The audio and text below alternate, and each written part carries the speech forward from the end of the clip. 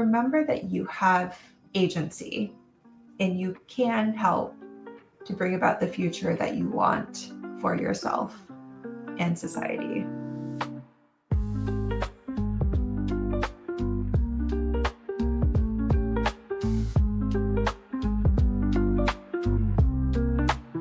Welcome to the Negative Space podcast presented by the Anthem Awards. I'm Patricia McLoughlin, the Anthem Awards General Manager, and also your host. There are 7 cause areas that we recognize at the Anthem Awards, and responsible technology has been one of the fastest growing pillars of our community. And I mean, just in the past 5 years, the internet landscape has changed pretty dramatically, from even seeing new platforms like TikTok skyrocketing short form content and the type of information that we're even sharing online to this little thing called AI. And so today I am really excited to be chatting about the state of the internet with Tracy Chou, a software engineer, founder, and advocate for diversity in the tech industry. Tracy, welcome to the Negative Space. Hi, Trisha. So good to be here today. I'm really excited for this conversation. And as we kind of jump into things, I'd really just love to hear about kind of what your career has looked like within the tech space and how that really inspired you to want to create Block Party. I started off as a software engineer at social media platform companies in Silicon Valley in the early days when we were still full of optimism and hope for the great things that we were going to do when we connected the world. I was at Facebook back in 2008. I was at Pinterest in 2011. And it was literally 10 people at the company. And so I still remember all of the excitement we had back then. As part of working at these companies, though, I also saw how the lack of diversity and inclusion was impacting the quality of the products we're building. We were just lacking representation, like better perspective on how technology could serve us better. And so as part of my experiences in the industry, I was a DEI activist, I guess we call it, a decade ago. But in the course of doing this work, I ended up being exposed to quite a bit of online abuse and harassment. It's ironic because I was literally helping to build some of these platforms on which I was then getting the harassment. And so I was eventually inspired to build Block Party, actually still out of some of that optimism of how good the platforms can be, but then also recognizing how negatively these different experiences I was having on the platforms were impacting me and wanting better protections for myself and of course for everybody else who's going through the same problems. I was starting to understand that these sorts of like targeted abuse and harassment attacks were meant to silence and intimidate people to make sure that we couldn't have voices anymore. And other things like our lack of privacy were getting weaponized against us, sort of like dealing with stalking attacks, doxing, that again are just meant to force people out of public life. And kind of like harkening back to that initial promise of how great the internet could be and what it promised, I wanted to make sure that we could still access that. And I mean, even kind of zooming out to a 10,000 foot view, what is Block Party and how does it support social media and internet users? So Block Party is a tech startup that's building tools for consumer safety and online privacy. We help you clean up your social media and online presence and protect your data from being weaponized against you, whether that's in abuse and harassment campaigns or fraud and scam attacks, or just all these other ways in which like your security might be compromised. The way that we do that right now is with a browser extension that can help you scan through all your different social media platforms. So we support 11 plus platforms, like all the ones you would expect: Facebook, Instagram, Twitter, or now X, LinkedIn, but also some that you might be a little bit surprised by. So Strava, if you're a fitness feed and tracking all of your workouts, or Venmo. There's a lot of potential exposures you might have on these accounts and things that you just don't even think could eventually be used against you. We're trying to help people to clean up all that presence from basic things like securing your privacy. So not having your Strava profile be public so that all of your runs that you start and end at home are exposed to the public, but also cleaning up old content. So it might be posts on Facebook from 10 years ago or your Twitter posts from 10 years ago that you want to clean up. Yeah, that's so interesting with Strava too. And I feel like as more and more people want to be sharing that type of information about their lives and everything like that, it's crazy to even think about how that could be a target for someone and how making some of these simple steps that you might not even think about can really increase your safety in such a big way. And I feel like overall, right now, even as I'm thinking about this in real time, it's kind of like a maze and it's a little overwhelming thinking about from socials to dating apps to fitness trackers to Venmo transactions. It's a little overwhelming, but we have to be looking out for ourselves. And really, I think Block Party does a great job of simplifying that. But can you just dive into that a little bit as to how these simple steps can really add up to big changes for users? Oh, absolutely. So what Block Party is trying to do is make it so that this whole maze of complicated settings and all those different pages that you might have to click through manually, otherwise update, that's Yeah. just taken care of for you. We cover over 200 different settings at the moment, and we're always adding more that we're helping to check for you and update. And so right now, like if you wanted to, you could go look through all of the settings on your own, and there's guides out there about how to stay safe, and they'll walk you through, all right, go to your settings page, go to privacy and security, go to this setting or that setting, update it to this field or this other field. And of course you can do that, but let's be real, you're not going to. And even though you have these potential controls, you're unlikely to actually access them and protect yourself. A big part of our design philosophy is that this stuff has to be easy and it has to have a good user experience for people to actually use it. So even though platforms might say, oh, we give you all these controls, they've built them in such a way that you're practically speaking not going to go use them. So Block Party is trying to make it so that it doesn't have to be so overwhelming. We present information to you in a really easy way to understand what you're cleaning up, and then we do a lot of the hard work to update it for you so you don't have to worry about it.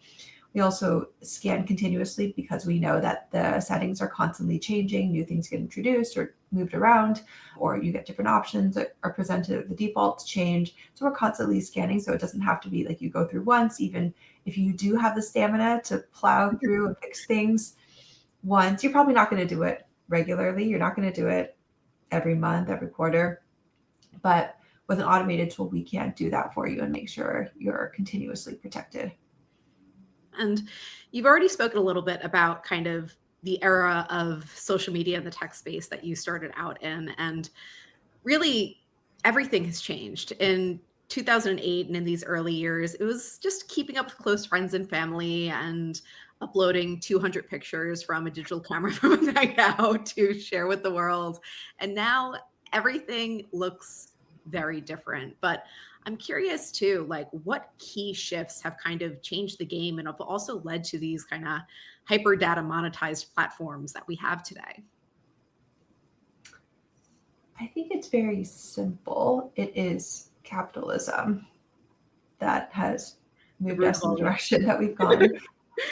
Everyone starts off with these simple aspirations when they're building these new products. Like you just want to build something that's useful, that a lot of people will use and find value in. And what's happened is under capitalism, where we are trying to constantly make more money and where the government has not stepped in to correct some of these excesses, the harms of market failures.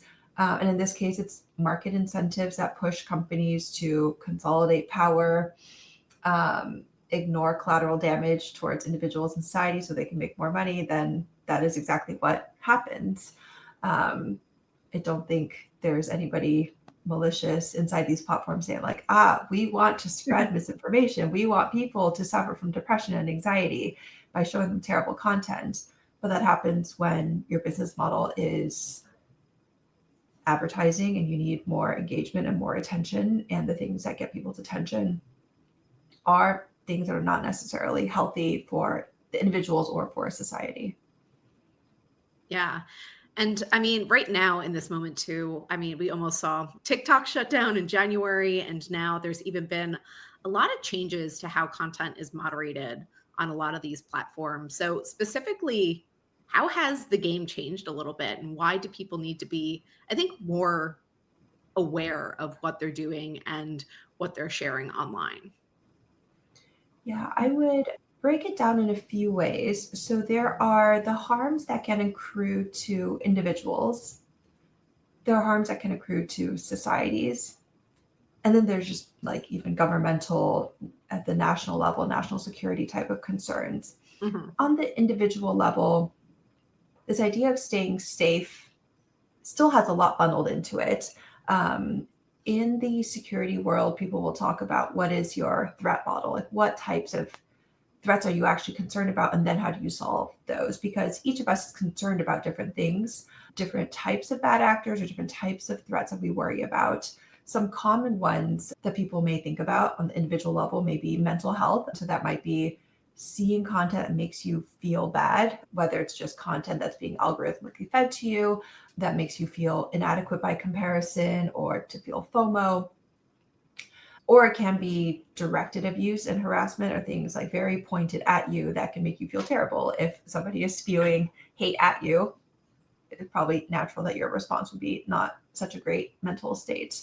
Data can be used against you in fraud and scam attacks. There's a rise in these sorts of like pig butchering attacks, or scary new like AI synthetic voice attacks that sound like somebody you know. They're saying things that make it sound like it's a real person in your life who needs something urgently from you. And so there's like potential financial risk around your data being online. So all of these are different types of threats. People have different things that they are worried about. Like in the past, I've had to worry about the abuse and harassment and stalking side of things, but generally everybody probably needs to be a little bit worried about like the fraud and scams that are taking place. It's like the people who want to make money off of you or scam you out of your money are not that particular about who you are. They just will try to find their easy targets. Then there's like the societal level harms, where if you look at things like the spread of misinformation and propaganda polluting our information ecosystem, which make it so that people don't really understand what's going on or just have a distrust of all information they see, that makes it so that our democracy can't function. Democracy is premised on people being educated, being able to choose representatives that will serve them. But when you don't even know what's happening, what people are saying is true or not, it's just impossible to actually conduct democratic functions. Even things like public health, like vaccines have been an amazing scientific innovation, and misinformation about vaccines has made it so that we are turning back the clock on progress we've made as a society. And this is not to say like it's just a problem of social media, but social media has certainly exacerbated some of these problems for our society. And another completely different flavor of threat model, the national security concerns, we saw that with TikTok. There's a question of surveillance where we're carrying these phones with us all day, everywhere we go. There's a lot of information about where we are, who we are, that's getting transmitted back. So the level of surveillance that potential foreign adversarial nation state actors can get access to creates like some real security issues. And it's not necessarily even just like foreign adversarial actors. It could be domestic political actors that can surveil and use that information in ways that we may not be very happy with. Like their intentions may not be so much like furthering good things for society. Related to those sort of like national security concerns, not just on the surveillance side, there are the issues around propaganda and changing popular sentiment. So this goes back to the other problem I mentioned, like the spread of misinformation, but it can be much more targeted around trying to change a population's perspective. There's a lot going on here. I think because social media is so woven into the fabric of all of our lives now, it's not just one singular type of harm, it's all these potential types of issues that we have to think through. Yeah. And I think, it all that goes back to kind of the overwhelming nature of it. And like, it's just things that you don't even think about. And it's changing so quickly with what's happening and how smart some of these scammers actually are getting within the methods that they're using. I mean, I even think about specifically with my parents too. Like I'll get like a screenshot from one of them. They're like, do you think this is real or not? And I get like maybe once every 2-3 weeks, one of those from them. And they're just like, I didn't think this was real, but I'd like a second opinion. And so it really is kind of nerve-wracking as we come up against all of these different challenges now. And I think another kind of big tech landscape change that we've had in recent years was Elon Musk's takeover of Twitter and how that has changed and how they allow data to be used by third-party platforms like yourself. So from the Twitter anti-harassment block party to combating addictive design and over surveillance, what does it look like to try to hand autonomy back to users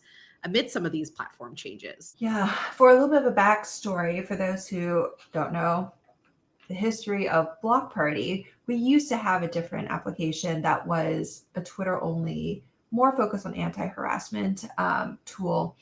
And it was built on top of the Twitter API, which is application programming interface. It just made it so that we could seamlessly interoperate with Twitter and give users a much better experience, honestly, to like filter out content that they didn't want to see. We also had mass blocking tools. So a lot of our users were very happy with this additional level of control they had over their experience on Twitter with the old product that Block Party had. When Elon Musk came in, he made a lot of changes, including shutting down the API. And so we could no longer access the platforms and build these tools for people. That was a pretty big blow, obviously, for us. But I think also across the ecosystem, we're starting to see this pullback from the platforms. Reddit also shut down their API, which meant that third-party clients that might allow people a different user experience in accessing Reddit got shut down. They could no longer operate. So it's not foretelling good things around user empowerment, like where a world with platforms that have APIs means that there's more of this ecosystem that allows people to have choice. It allows different developers to build different experiences, and then users can access all of these. That all gets shut down when there's no API. That's just generally rough from like a landscape perspective. What we've had to do at Block Party is pivot our technical approach. So that is why we're built as a browser extension now. As a sort of shout out on the like policy side for like why browser extensions even work, that is due to advocates for open web and open APIs around browsers and operating systems that make it possible for us to do that. It wasn't always straightforward that you could get this additional level of control. But right now, still, like browsers are much more within the user control, and you can add these extensions on top, plugins that let you customize your experience. Where I hope we go around policy, tech policy in the future is trying to have that level of openness across social media platforms too. So we previously had to fight these sort of openness wars for operating systems. If you remember, like way back, operating systems would try to bundle with like just their own browser and not make it possible for others. But now we have an additional level of openness. You can have different browsers on your operating system. You have that choice.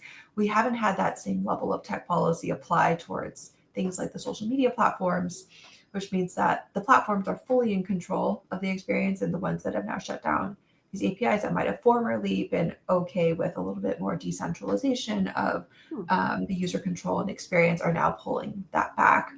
So I am hopeful that tech policy starts to move more in this direction. We're already starting to see a little bit of it.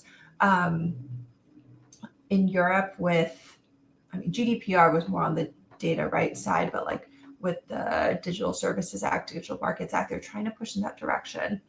So trying to encourage like that sector of our world to make some progress. In the meantime, it's trying to find the technical workaround so we can continue to give users the choice and control that they want.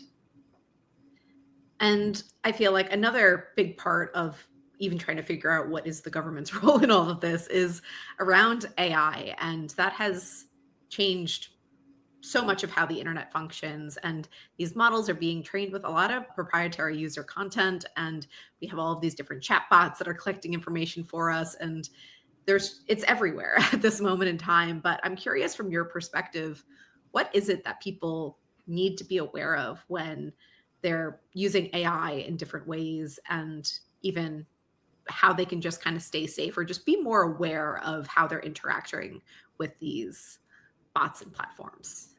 Yeah, I think on that question of safety, it again goes back to like, what are you concerned about? Like, what are you trying to stay safe from, and there's a lot of different potential issues. If you are somebody who cares a lot about your intellectual property, then like some of the concern is like, is it being co-opted by these platforms? A more mundane issue with a bunch of the AI chatbots that they just hallucinate and make up bad information. And if you rely on it, like that could be a problem for you. So like that's another type of risk to be aware of. And like, I don't know, I've experienced this in my personal life with a wedding planner who used ChatGPT to generate officiant instructions that turned out to be legally wrong, so I couldn't get married. Like there's like that sort of risk, which is just kind of like silly and stupid. But if you are generally just concerned about like what is going to happen, not even necessarily knowing what might happen, because there are things that we can't necessarily foresee now with how AI could go wrong in the future, it's still going to come down a lot to like what level of inconvenience or trade-off you are willing to sign up for. Like there are some really hardcore advocates of like, just don't engage at all, like refuse to use any AI-based platforms, like don't plug anything into ChatGPT. Well, you can, if you feel that strongly about it, you can just avoid doing it. It's sort of like a boycott. That's a pretty strong action. And in some places you can't even avoid it. There's a bunch of tools now that we've been force-fed the AI features. I mean, I'm not getting anywhere without Google Maps. So there are some things you can choose to do, like don't put your content onto platforms that won't respect your rights to it. So for example, Meta in the US doesn't let you opt out of them training their AI models on your data. Interesting. LinkedIn at least gives you a setting so you could turn it off. So you could choose not to put your content on Meta platforms, but that means you of course miss out all the things that you were getting out of being on the platform in the first place. So like, are you okay with that? Maybe that makes sense for you. Maybe it doesn't. If you have rights, you can try to exercise them. EU users are in a much better position on this front, so they can request to have their data not be trained on. But where you don't have these rights, then if you're willing to like put in the work, you can demand better data rights from the government and let politicians and legislators know that it is important. They are ultimately responsive to what they feel is urgent and pressing from the constituents they represent. And so if you really want to make sure that this is something that is solved across all of society, not just in your individual case of trying to opt out, probably fruitlessly, then it's trying to look at those like bigger structures that can enforce better protections for everybody. And I mean, I want to shift gears a little bit to talk about your advocacy work around diversity within the tech space specifically. And you were very early within this space and being an advocate, and really before, I think, this more, I'm going to call it mainstream buzz that we've had around these programs. And as a part of that, you were kind of a co-founder and founding member of Project Include to just help businesses figure this out and how they can be doing better within these spaces. And beyond kind of one-off initiatives here and there, what do you think it's going to take to ensure equitable practices are just the norm within the tech space, especially as we move forward and are kind of in this era where people are kind of, some are backing down, some are standing up for their policies. I know even just this week, Apple shut down a policy recommendation that was given to their board. But yeah, where kind of are we in this moment, and what does this next phase look like? For some historical context, I think these different phases, like the part where I started being more involved in DEI, was still a time of raising awareness of like, here's how diversity can impact the workforce and how much better we can be at innovating when we have a lot of different people who don't make assumptions about how everybody is the same as them, working together. And with these better perspectives, we can build better products that better serve all of us. I feel like in that time, a lot of the activism work was just trying to get more people to understand some of these ideas and issues. Past that, there was a bit more of the like, okay, now we've got more people on board with the idea that like diversity can be a really good thing and it's something that's worth our attention on. Then it was more of a phase of like, let's start to try to implement programs and ways to channel this interest in doing better into practical improvements. I think where we are now is a lot of the pushback against some of that work. Some of the pushback I actually think is fair, because in any sort of movement, although you have like the core of it, which is very well intentioned and probably well designed and like actually doing things, you get people on the fringes that are pushing for things that don't necessarily make sense, or they're some of the language or the intent for personal selfish gain. So I'm sure there are instances in which DEI work was not actually effective or good. And I think it's very reasonable to push back on some of that. But a lot more of the pushback now is completely like baseless accusations of like DEI caused the plane crash, when it has nothing to do with anything. And it's more of a culture war, a lot of misrepresentation of what DEI actually means. The people who truly are advocating for DEI are not trying to say lower the bar. That's the exact opposite. We're trying to say raise the bar. Let's not have artificial barriers for people to get access to the industry, to be able to participate because of what they look like. Let's remove those artificial barriers so we can truly get the best people. And it's not just individual best people, but like build these teams that can be very effective together. So it's never been about let's hire a bunch of people to fill quotas that aren't as good. Like that's actually the complete opposite of what we were advocating for, even though that is the mischaracterization that attackers and skeptics are now trying to push forward. What it's going to take to truly build these equitable workplaces going forward in the face of a lot of these like bad faith attacks and an administration that is literally banning mentions of even some of these words, I think is recognizing the moment that we're in and the contextual factors that have changed, even recognizing that the words we use will have to change. We literally can't use them without like running into problems, or like in some places, like funding might get cut. If there's like threats of funding getting cut if you even use these words. It's like, all right, fine. We don't have to use these specific words, but we think about how do we incorporate some of these work streams we previously had into other work streams. If it's about better hiring, it doesn't have to be focusing on just diverse hiring. It's like, let's just make our hiring better overall so that we more fairly evaluate potential candidates and make sure we get the best people. It doesn't have to be called out as a separate thing on its own. And to me, like success in diversity work has always been that it gets folded into everything else. So it doesn't have to stand alone anymore. Like if we're doing great on all this work and like it's just embedded through culture and processes that everything is equitable, inclusive, then we don't need to have a separate department or a separate person advocating for it. So I think a lot of that is just like we fold it into other work we're already doing, pushing forward this mission and just being better at everything we originally set out to do around building good products that help advance society, as opposed to focusing just on the DEI side. Yeah. And I think that's a great point. It really is. We're in a moment where we've been working towards this culture change and like trying to embed things, but like now is when we have to do it. And now is kind of when we're putting the pedal to the metal to ensure that this work that we've been doing for the past couple of years is ready to stand on its own and it's embedded within the different areas of the company, and that it's just a part of how we do business from now moving forward versus having it be a real kind of standalone operation. So I think that's a really kind of insightful point as to how we can get going here.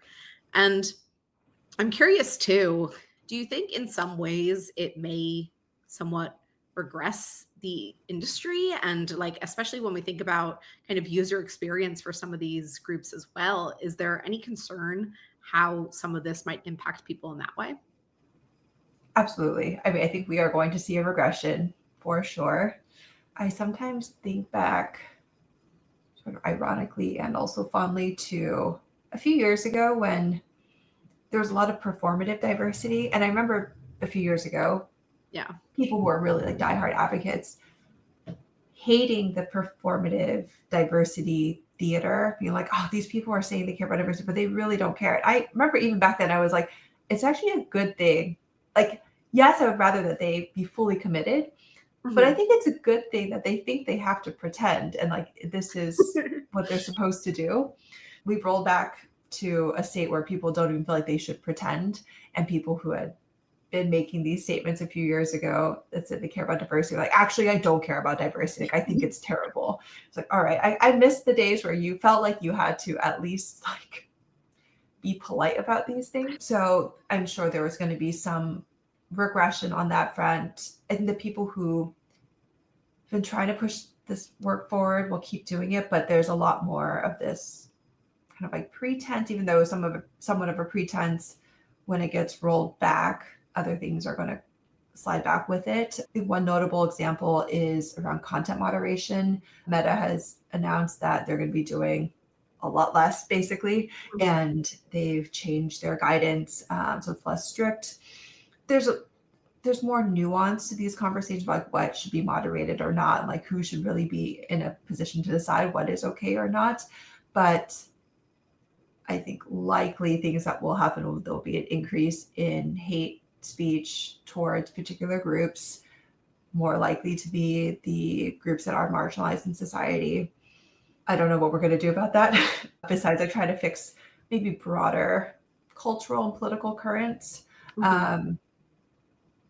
Obviously not an easy task. Sometimes there are these things that are just happening at a much higher level in the stratosphere that we can't control in our own little bubbles. And I'm curious from your perspective too. I know we've seen it even within the Anthem Awards community with some organizations that do work around women's healthcare and might be speaking about abortions or things like that, dealing with some feed censorship, being shadow banned, things like that online. Is there anything that you see that organizations can be doing to try to, I guess, avoid some of these consequences that they've been seeing over the past, I'm going to say 6-8 weeks now? That is very challenging because I think the problem is we are in a world where the platforms have a lot of control, and this is a whole bunch of issues, like even more broadly than like the specific circumstances you're talking about. The fact that all these platforms are the single point of control over the algorithms that determine what content people see means that they are at risk for authoritarian co-option, which we're actually kind of already seeing with Twitter. Like it's essentially become state media. So we have a lot of other issues like at a very high level. What can organizations, individuals do in this broader environment is somewhat limited given like these platforms have the power. There are like more robust ways to try to connect with people. I think it's hard to expect the same level of potential audience you might have been able to get on one of the platforms before. Like the migration to Blue Sky that a lot of people have been doing. Yeah, so like I think Blue Sky is the one thing I might recommend where it is one of these like they call themselves like a billionaire proof platform. Like they actually allow you the choice of algorithms. So you're not locked in as an individual user. You're not locked into seeing what Blue Sky is determined that you must see. You can choose from these different home feed algorithms. You could choose a discover feed that exposes you to content by all sorts of people across the network. You could choose to just see your following feed. You can choose to see a feed of just cats. Like there's all these different algorithms you can choose from, which is great. I love that about Blue Sky. And I want this to be the model for platforms going forward. But that obviously requires like tech policy changes that are unclear when they might happen. So moving to platforms like Blue Sky can be much better if you want to avoid those particular algorithmic skews. I've noticed, for example, like just for my personal use case, I used to be primarily on Twitter. Now when I post things, I get basically no views whatsoever on my content. So even though on Blue Sky, I have 1/10 the number of followers that I allegedly have on Twitter, I get actually more views on Blue Sky. I have more of an audience there. It takes work to build up a new audience, new platform, but that might be the better way to go. I recognize it's also challenging when you don't know what the future of the platform is. Like, is Blue Sky going to continue to be the one that a lot of people are using? in 5-10 years? Is it worth the investment now? Don't know, but it's never clear. I think you just have to figure out at this moment, what do you think is the right place to make that investment?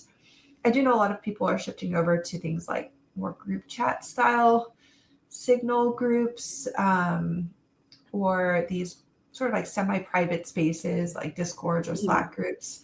They're not as good for building a big audience, but they might feel safer. And that might be more of a concern, to make sure that you don't have a hostile government actor trying to shut you down. And you might take that trade-off over having more potential audience. But again, like with every group, every individual, it's going to be a different set of considerations, a different set of threats, and ultimately a different set of decisions and trade-offs that people are willing to make. Overall, in your opinion, where do we kind of go from here? And obviously, in the next year, business as usual isn't really going to be the status quo, but how can we continue to just thrive in this social media landscape, or just make some changes to be more conscious users? That's a tough question. Well, for starters, we can get everyone using Block Party. Yes, everybody, please use Block Party. Please exert your agency and the controls that you do have. I think some things I would recommend are like just be cognizant of what's happening, pay attention. And that's like at all levels, like pay some attention to what's happening, big picture, but also pay attention at the small scale, like what's happening with your accounts and your data. Check in with yourself on if your usage of the platforms is feeling positive to you. And be deliberate about how you're crafting your experiences to the level of control that you do have. Exercise that agency. Depending on how much you want to sign up for, like maybe you do want to be a part of fighting to make things better, and that might mean getting involved in tech policy efforts and trying to talk to legislators, talk to your representatives about what you want to see, and pushing for change at that more structural level. This is something candidly I'm trying to figure out, like, where do I put my energy? Is it the micro? Is it the macro? What is it that's useful at the macro? One thing I think about a lot, especially drawing on my former activism and nonprofit work, is this idea of a theory of change. So every nonprofit that's trying to create some social impact will have to sit down at some point and think about what is their theory of change. Similar to for a for-profit company, what is your business model? For a nonprofit that's trying to achieve impact, you think about your theory of change, which is, what do you think the world looks like right now? What is the status quo? Why is it the way it is? And what are your interventions that are going to disrupt it and create the change that you want? Like, how do you think that's going to happen? It's some cases as straightforward as like, people just don't know, and so we just need to raise awareness. Well, okay, that's a relatively straightforward theory of change. But I think in our cultural and political moment right now, it is not that straightforward. So what I would encourage then for anybody who does want to push towards better is to think about and deeply try to understand what is happening right now. And it's very complex at the intersection of not just technology, which is like one tiny part of it, but obviously like society, history, politics, business. There's a lot of things going on that have gotten us to where we are today, and trying to disrupt that will be quite challenging. So to understand what to do first kind of requires mapping out the system, and then thinking about where your work, where you uniquely can try to affect change and try to make things a little better. No, definitely. To kind of wrap things up here, at the Anthem Awards, something that we do to celebrate all of our winners are these one sentence call to action speeches. So I'm curious from you, what is just kind of one reminder or vision that you would like to leave our audience with today? I think my one sentence sort of call to action is to remember that you have agency and you can help to bring about the future that you want for yourself and society. Awesome. So thank you so much for chatting with me today. I feel like I learned so much about where we're at and what we can do. And even as you just said, the agency that we all have. And I'm curious too, if people want to follow Block Party, sign up for Block Party, follow you, where can they find you online? So you can find Block Party at blockpartyapp.com. And I am personally online on almost every platform still, but most active now on Blue Sky. My handle is triketora.com. Triketora is spelled Triketora. It's a long story. It's a made-up word from a long time ago, but it is my unique handle across most things. So you can find me at Triketora almost every platform. If you enjoyed today's episode, please follow, rate, like, and subscribe wherever you are watching or listening. The 5th Annual Anthem Awards will be opening for entries on Tuesday, April 8th. If your work or passion is having an impact, we would love to see it entered this year. For more information about the Anthem Awards, you can visit us online at anthemawards.com and at Anthem Awards on social. Thank you to our production and editorial team, including Sugebo, Jordana, Jarrett, and Kate Mishkin. Thank you again for listening. I'm Patricia McLoughlin, and this was The Negative Space.